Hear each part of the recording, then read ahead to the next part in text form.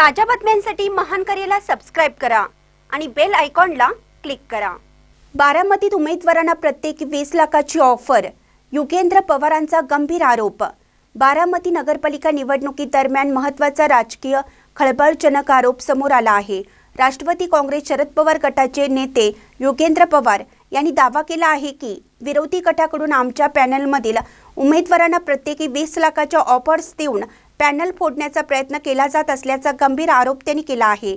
पाहूया ते काय म्हणतात। दादा, प्रचाराला सुरुवात केलेली आहे, काय वातावरण आहे, मतदारांमध्ये कशी भावना दिसते?